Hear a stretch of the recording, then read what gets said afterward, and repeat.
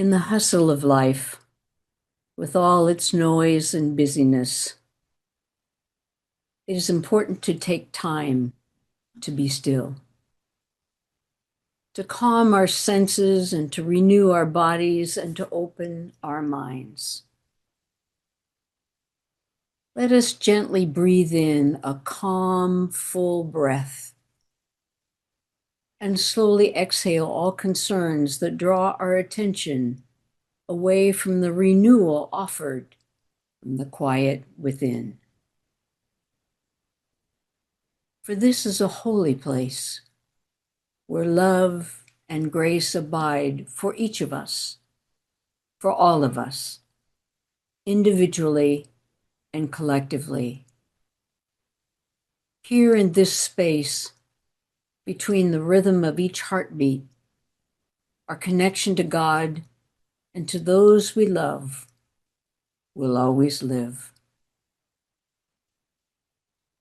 God's love is deep within me, ever satisfying my soul. The words of an old hymn still resonate with truth. God's love is not something we must strive for or accomplish. God's love is deep within us. As we breathe into that holy space of love, we recognize that we stand at the edge of the universe.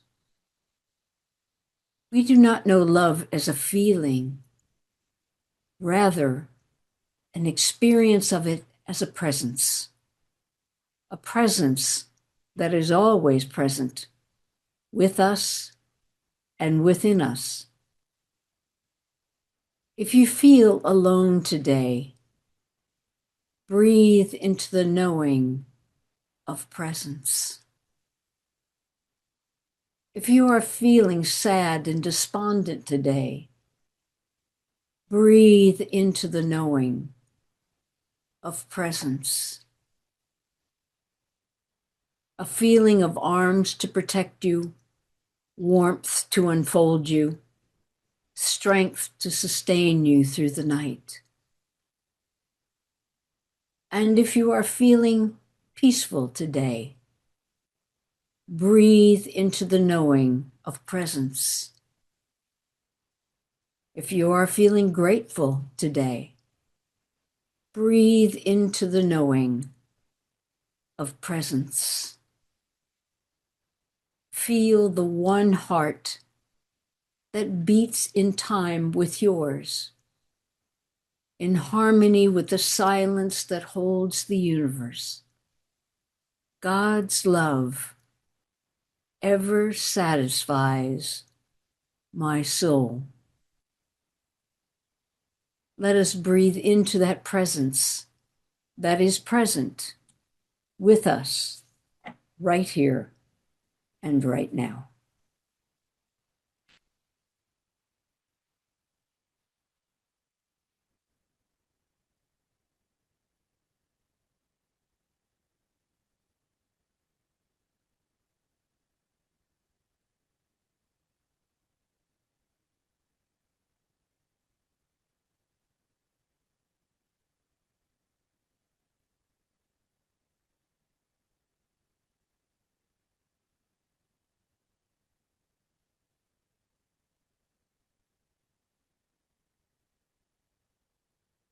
God's love is deep within me, ever satisfying my soul. And so it is. Amen. Have you ever said, or has someone said to you, for the love of God? You know, it's an interesting statement because it says something about you and it's not so good, and it says something about God, but not so good either. For the love of, and it's always said with a tone, isn't it? And I think it's kind of interesting how we see God, and that we see God so often as this person that needs to rescue us, as a person, as a great warrior or whatever it is. And I often wonder, how does God see me? It's the reverse side of the question, right? How do I see God? But how does God see me? And I think that although it's just five little words, sometimes the most profound spiritual insights come with the simplest of questions, don't they? Because you kind of have to really dig in them. You don't need a theological book. You don't need to do extra of anything. You just need to sit with the question, how does God see me? Because part of what happens is we run up against, unknowingly, many of the boundaries or restrictions or past definitions that we have had about God. For example, many religious traditions make God seem like Santa Claus. He's making a list and he's checking it twice. And you have to make sure that you have more on the credit side than on the debit side. Because if not, there's this question that lies within you. Will I make it to heaven?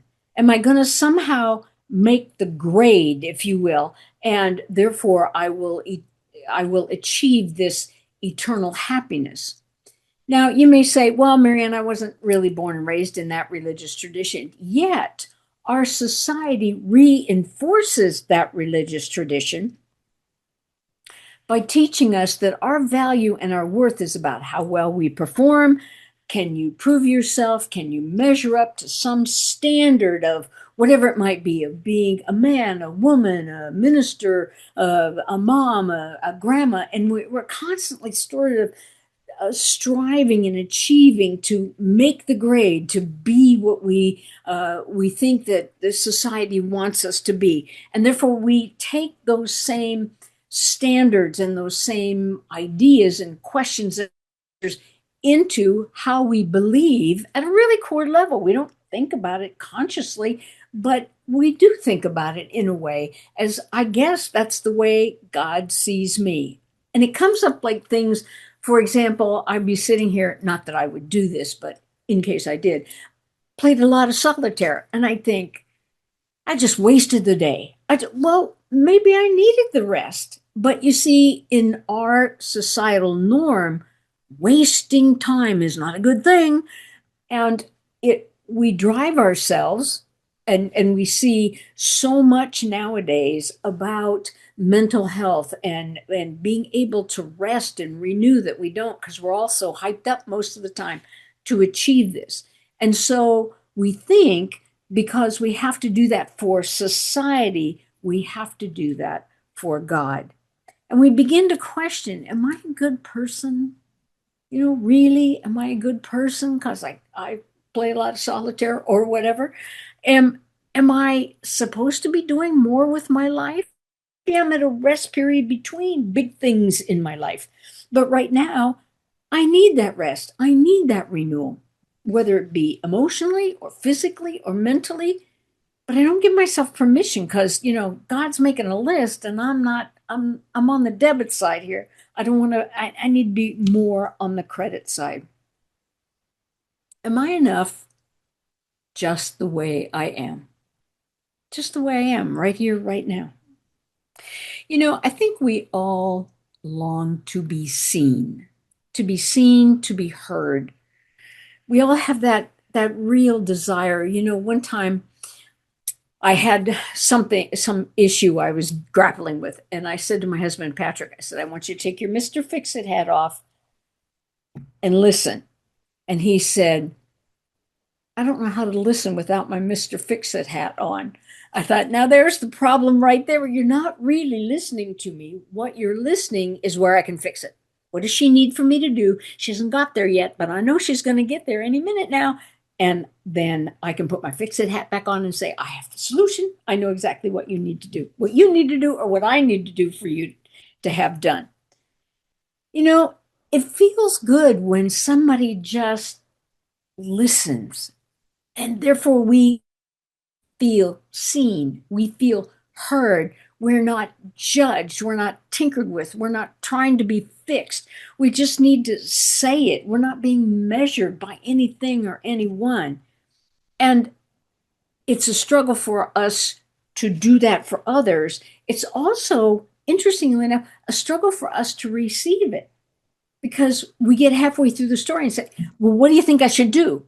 Instead of saying, well, now let me get through the story and I'm kind of trying to just hear me out. Just hear me out. And then I feel seen and I feel heard. I wonder if that's not why we love our pets so much. You know, that unconditional sense of love. I mean, think of those eyes looking up at you while you're sitting there eating, and they're like, any minute now, she'll notice me, she'll love me, I will adore her, and she will give me what I want. We have that sense of we too would like to be loved and adored in that very same focused, unconditional way. Because we all want to love and we all want to be loved, to be accepted, to be appreciated, to be known.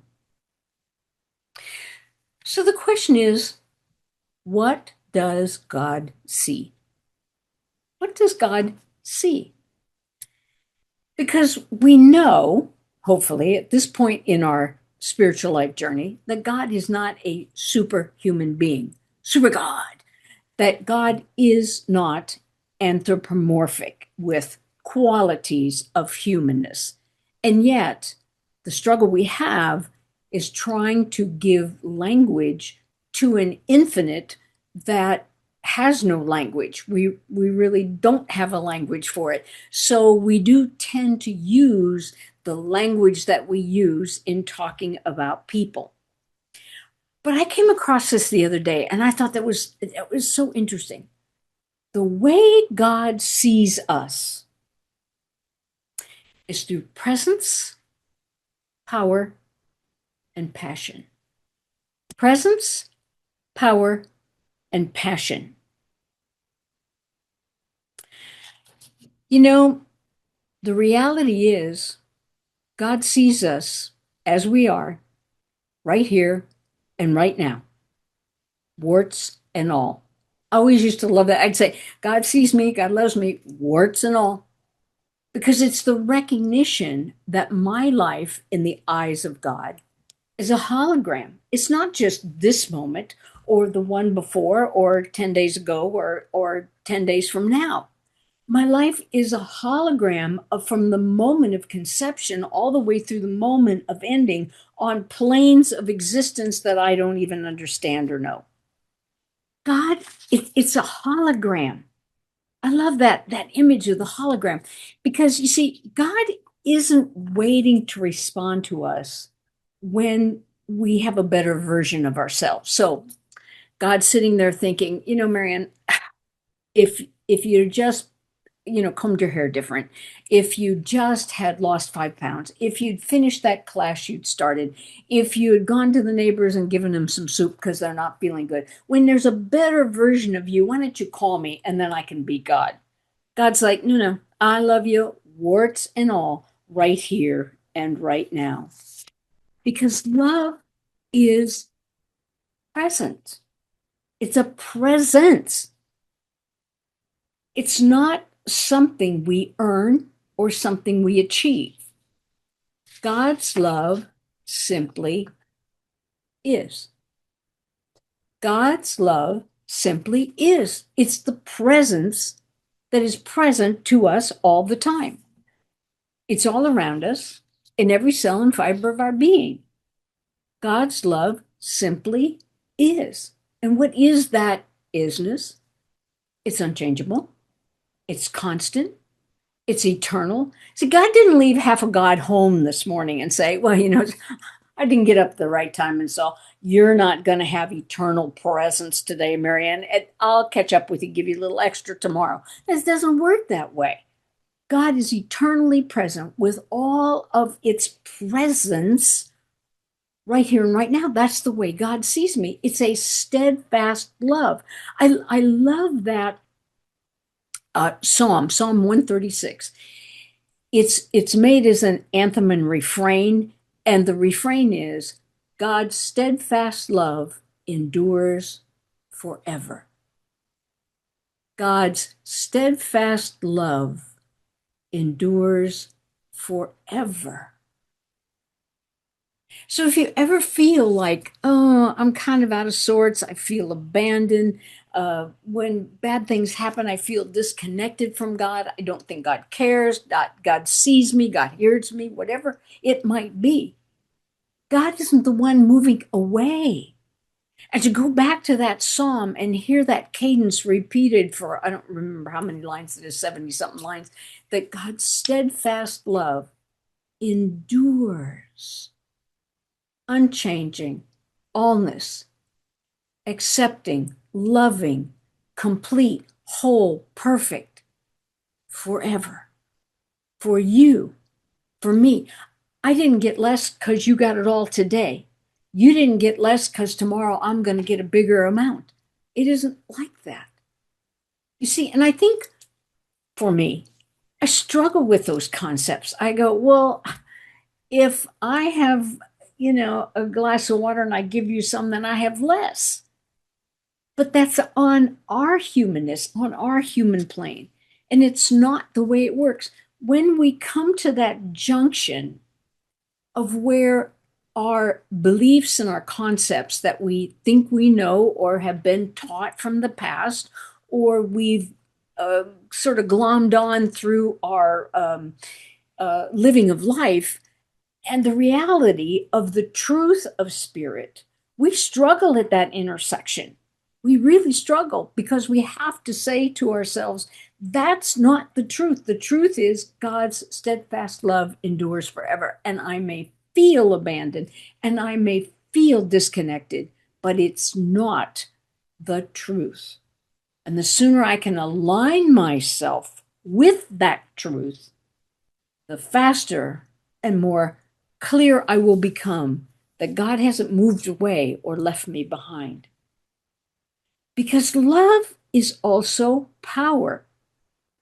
Now, I want to remind us that yes, love is a feeling, and it's a very important feeling for all of us. But love as a feeling is kind of way down here on the list. Love is really a power. It is a power that encourages us to unfold our good. Love is a force that encourages us to unfold our good. The other day I went to Trader Joe's and I bought bought a bouquet of flowers, of roses. And you know how they're all crammed into that little cellophane thing. And I got him, I guess, oh, girls, come on now, get out. I cut the thing and all the stems and put the stuff in and put them in the water, put them in the light. Now, 48 hours later, they're all puffed up like, oh, look at us. Wow, we've unfolded, we've blossomed. Because the conscious energy of growth, of unfolding, of the universe, of life has called them to blossom. So, isn't what happens to nature parallel to what happens to us?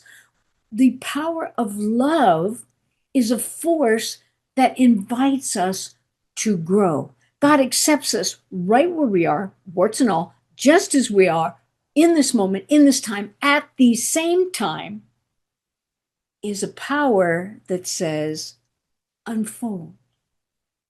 Is a presence that says, I'll hold you in the unfolding. It is something that we don't really appreciate, I think, because, the unfolding issue is it's that word change. We don't like that word change. I don't like that word change. Not a lot anyway. I like it when it's in my favor, but most of the time it's a stretching and a growing, isn't it? It's the power that calls us out to grow in richer and bigger ways. And love is a passion. Now, this is interesting, I thought, looking up the definition of passion. The first definition is, of course, a sexual energy, the fire of that sexual energy, a passion. Second definition is the enthusiasm of a hobby. Somebody has a passion for sports cars. I have a passion for photography and travel. And I really get into it and I love it and I enjoy it. So this passion also has a third part, which is very seemingly very different. It's suffering. Now, we see this in the scriptural account when we talk about the trial, the arrest, the trial, the crucifixion, and the death of Jesus. We call it the passion of Christ. We are not talking about sexual energy. We are not talking about his enthusiasm for a hobby. We are talking about the transformative experience of life, which, of course, is the resurrection, to be transformed. So each of these things, although they may not seem like love, that God is looking at us with love of passion, really what's happening is from sexual energy, a child is born. From enthusiastic hobby, a skill is born. And from the death and resurrection through suffering is a transformed life. So God is seeing this incredible hologram of your life and of my life. So how does God see? God sees with presence, not with eyes, not with optical illusions, that we're not alone, but that when we feel alone and we're weary, there is a warmth that enfolds us. There's a presence that watches over us. In moments of joy, we recognize that there is that connection with the oneness of all life and with God. And wherever I am, God is. And wherever God is, I am. We say it every Sunday. We're never separate and alone. Love is something in which we live, move, and have our being. It's the way God sees us. See, that if we go through presence, this is how God sees us, then this power of unfolding, how does that happen? The way God sees us is we need to turn around and see as God sees. Now that's a struggle for us. We have to see ourselves and others without judgment. The woulda, coulda, shouldas of my own life and the woulda, coulda, shouldas of your life, they ride me hard, don't they? I think they ride you too. It's like, oh, I should have gotten more done today. I should have done it yesterday. I knew I should have stopped for gas, and now I was late for. We go through it all the time. To be that power and to see as God sees, we need to monitor our words and our actions through the lens of compassion. Compassion for others, to recognize the connection that we all share in this great oneness, in this great hologram. There's my hologram, and there's all of the hologram of life. And it doesn't matter your age or your race or your lifestyle choice or your sex or whatever it might be.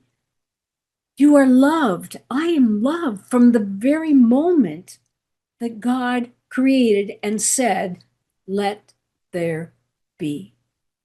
Let there be was the great creative act of the universe.